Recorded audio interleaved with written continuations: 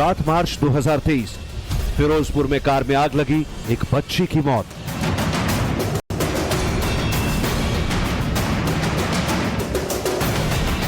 पच्चीस नवंबर 2023 नोएडा में कार में आग लगी, 2 लोग जलकर मर गए।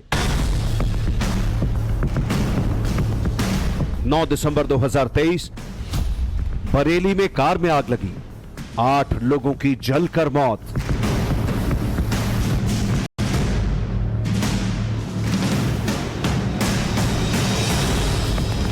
3 तारीख 3 हादसे, तीनों में मौत की वजह बिल्कुल एक। कार में आग लगती, सेंट्रल लॉक जाम होता, ना कोई बाहर निकल पाता, ना बाहर वाला अंदर आकर बचा पाता, और आखिर में मिलती है सबसे दर्दनाक मौत।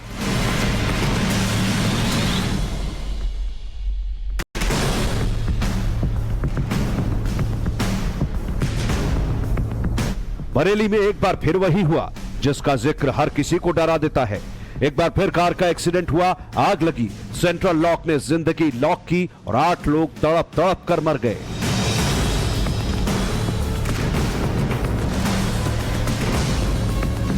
लौटते वक्त उनकी गाड़ी का टायर फट जाता है, उसके बाद उसमें भीषण आग लग जाती है। आग लगने की मेन वजह जो बताई जा रही है, जब गाड़ी टैंकर से टकराती है, टकराने के बाद करीब 50 मीटर तक गाड़ी खिंचती हुई चली जाती है, जिससे कि गाड़ी में आग लग जाती है। आग लगने के बाद उसमें मौजूद लोग बाहर निकलने की कोशिश करते हैं। मेन वजह यह बताई जा रही है कि सेंट्रल लॉक शायद जाम हो गया था, जिसकी वजह से गेट भी नहीं खुल पाए और 8 लोगों ने घुट घुट कर अपना दम गाड़ी के अंदर ही तोड़ दिया। ऐसा नहीं था कि एक्सीडेंट के बाद लोगों को बचाया नहीं जा सकता था, एक मौका मिला था, लेकिन इससे पहले किसी को बाहर निकाल पाते। कार के दरवाजे, कार के शीशे सब लॉक हो गए। सामने मदद के लिए लोग खड़े थे और सिर्फ खड़े रह गए। अर्टिगा गाड़ी जो बताया जा रहा है कि एक लॉन से अपने घर पे जा रही है शादी अटेंड करके, वो अपना साइड छूट करके दूसरे साइड में पहुंची हुई है। टायर के मार्क यहाँ पे दिख रहे हैं और सामने आ रहे हैं ट्रक से, उसका टक्कर से उनका टक्कर हुआ है और कुछ देर तक गाड़ी घिसी थी। उसके दौरान तत्काल आग लगने के कारण ये घटना हुई है, ऐसा लग रहा है। और गाड़ी सेंट्रल लॉक की, तो आग लगने के कारण जो अंदर लोग उनकी मृत्यु हुई है। हिंदुस्तान में करोड़ों कार हैं, जिनमें करोड़ों लोग हर रोज सफर करते हैं, ऑफिस जाते, परिवार के साथ जाते। एक के बाद एक सेंट्रल लॉकिंग फेलियर और आग की घटनाओं ने हर किसी को डरा दिया। ऐसा क्यों होता है? इसके लिए सबसे पहले सेंट्रल लॉकिंग होती क्या है वो समझना पड़ेगा।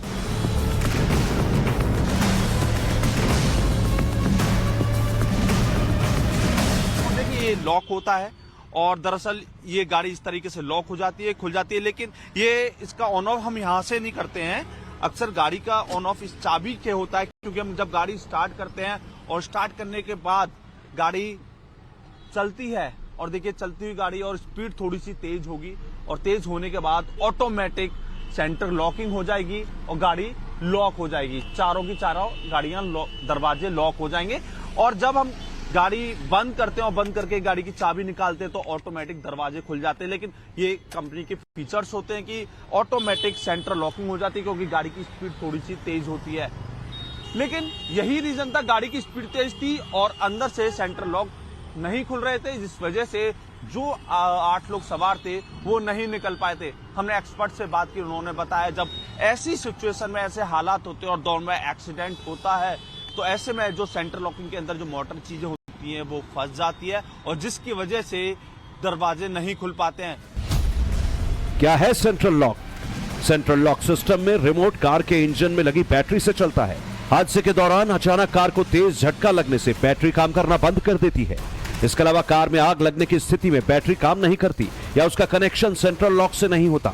इस स्थिति में सेंट्रल लॉक जाम हो जाता है, काम करना बंद कर देता है।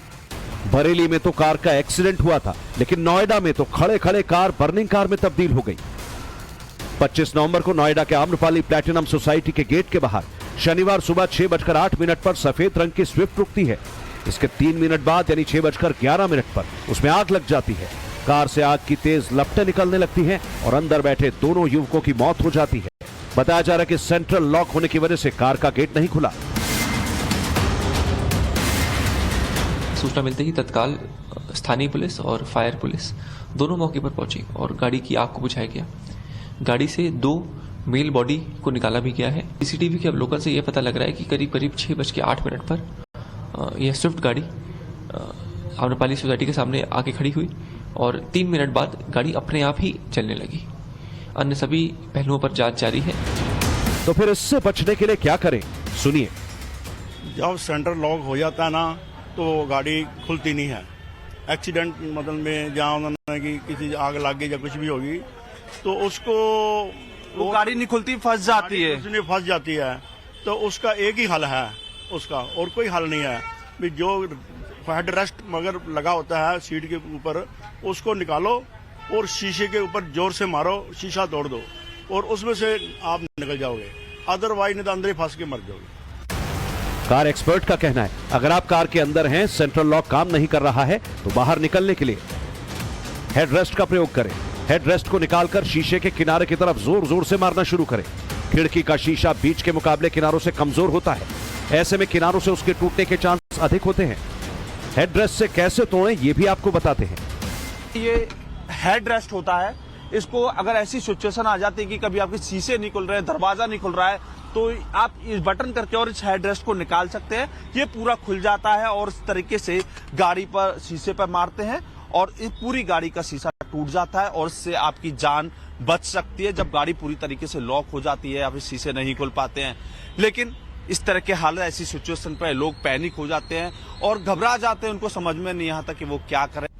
ऐसे में अपने साथ कार में वो जरूरी सामान भी रखें जो हादसे के वक्त आपको बचा सके, जिसमें सबसे पहले हथौड़ी हमेशा कार में रखें। हादसे के वक्त ये कार के शीशों को तोड़ने में मदद करेगा और आप दम घुटने से बच सकते हैं। सेंट्रल लॉक होने पर कार की सीट बेल्ट भी लॉक हो जाती है। ऐसे में सीट बेल्ट कटर के होने से आप आसानी से बेल्ट को काटकर निकल सकते हैं। अगर सीट बेल्ट कटर नहीं है तो कैंची या ब्लेड जैसी चीजों को जरूर रखें। कार में आग लगने की स्थिति में अग्निशामक आग को काबू पाने में आपकी मदद कर सकता है, इसीलिए कार में एक छोटा अग्निशामक जरूर रखें। हादसे के बाद कई बार कार के दरवाजे भी लॉक हो जाते हैं। ऐसे में विंडो ग्लास ब्रेकर के रहने से शीशे को तोड़ा जा सकता है और बाहर निकला जा सकता है। हर छोटी से बड़ी गाड़ी में सेंट्रल लॉक होता है।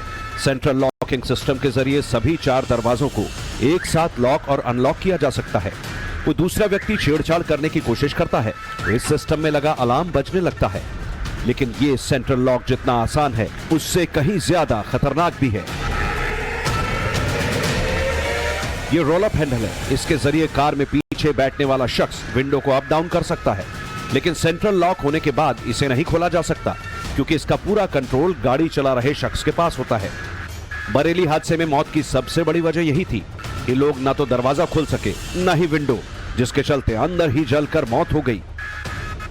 कि जब गाड़ी स्टार्ट होती है, हम स्टार्ट करते हैं, गाड़ी स्पीड से थोड़ी चलती है, ऑटोमेटिक सेंटर लॉक हो जाता है, जिस तरीके से ये होता है। लेकिन जैसे हम निकालते हैं तो लॉक खुल जाता है। जब सेंटर लॉक लगता है तो गाड़ी की बंद हो जाते हैं, आप दरवाजा नहीं खोल सकते। यही हादसे में हुआ जब बरेली नैनीताल पे अर्टिगा कार जा रही थी, शादी में लोग वापस आ रहे थे पूरा परिवार, लेकिन जब वो जा रहे थे तेज स्पीड से गाड़ी थी, टायर फटा, बैलेंसिंग बिगड़ी, दूसरी तरफ डिवाइडर पर कार गई और वहां से एक डंपर आ रहा था और आपस में दोनों की तेज भिड़ंत हो गई।